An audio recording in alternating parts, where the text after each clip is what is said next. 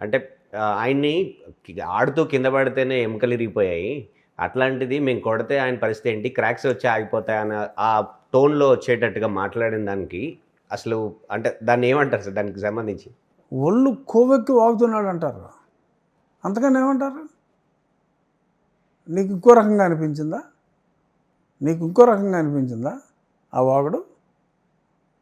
ఒళ్ళు కొవ్వెక్కి వాగుతున్నాడు. గవర్నమెంట్ నుంచి ప్రజల నుంచి వచ్చేటువంటి పన్నుల నుంచి జీతం తీసుకునే ఒక ఆఫీసరు, ఒక రాజ్యాంగబద్ధమైనటువంటి పదవిలో ఉన్నటువంటి ఒక ఉన్నత స్థానంలో ఉన్నటువంటి వ్యక్తిని అలాంటి మాటలన్నప్పుడు అక్కడ గవర్నమెంట్ కూటమి గవర్నమెంట్ ఉంది. మీ గవర్నమెంట్ ఉంది.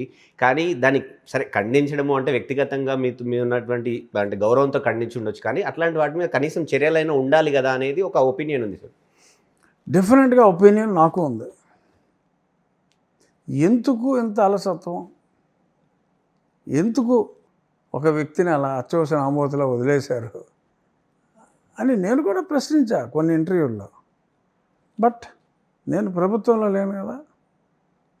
కానీ పార్టీ నాయకుడిగా మీ వెనకాల ఉండాల్సినటువంటి బాధ్యత అయితే పార్టీకి కావచ్చు అయితే ఉండాలి కదా అనేది. ఎందుకు అంటే గతంలో ఉన్నటువంటి ప్రభుత్వాలు అంటే అక్కడ నాయకుడిగా బహుశా నువ్వు ముందు మాట్లాడిన ఓట్ల భయం ఏదన్నా ఉందేమో తెలీదు నాకు.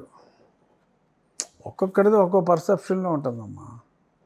ఇప్పుడు తాళ్ళను చూసి కొందరు పామని భయపడిపోయి పారిపోతారు. అది నాకు తాళని తెలుసు, లేదంటే అది తాచుపాము కాదో బురద పాము అని తెలుసు, మీద కాలు వేసుకుని వెళ్ళిపోతాను నేను. తాచుపాము అయినా ఒడుపుగా దాన్ని పట్టుకుని దాన్ని అవతల పడేసి వెళ్ళిపోతాను. తాడే ఉన్నా పాముని భయపడే వాళ్ళు కొందరు ఉంటారు. నువ్వు అన్నవాళ్ళు ఈ పనికి మాలిన తాను చూసి పాముని భయపడుతున్నారేమో, భయపడుతున్నారు అంటలా, భయపడుతున్నారేమో అని చెప్తున్నా.